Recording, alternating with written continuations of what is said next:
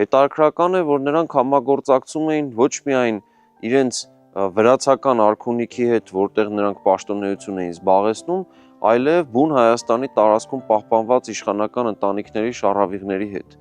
Բնականաբար առաջին հերթին դա վերաբերում է Արցախի իշխաններին եւ իհարկե երբեմնի Տաշիր ձորագետի թագավորության արևելյան հատվածում պահպանված Կյուրիկյան իշխանատոհմի շառավիղների հետ։ Նույնիսկ այս ընտանիքների հետ Զաքարյանները իրենց իգական գծի ամուսնության են գնում, այսինքն եթե անվանենք դա միջնադարյան տերմինաբանությամբ, ապա դինաստիական ամուսնությունների մոտեցում էին ցուցաբերում։ Այս փոխկապակցվածությունը օգնում էր, որպեսզի իշխանական ընտանիքների միջև համագործակցությունը ավելի մեծ վստահության մթնոլորտում լիներ եւ այս տարածքների տեղական էլիտան ինտեգրվեր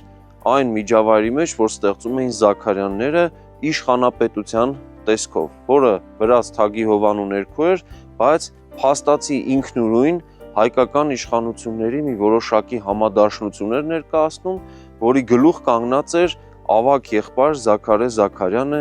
իբրև իշխանապետն հայոց, եւ պատահական չէ, որ նա իր որդու ավագ որդու անունը դնում է Շահնշահ եւ Անիին տիրանալուց հետո, Անի մայրաքաղաքին տիրանալուց հետո, նստարար դարձնելուց հետո, պարզ է, որ նման իրավիճակում նա հավակնում էր Բագրատունյաց Հայաստանի ամբողջ ժառանգությանը։ Նախագծի գլխավոր գործընկերն է Կոնվերս բանկը, ֆինանսական աշխարհի ձեր հուսալի գործընկերը։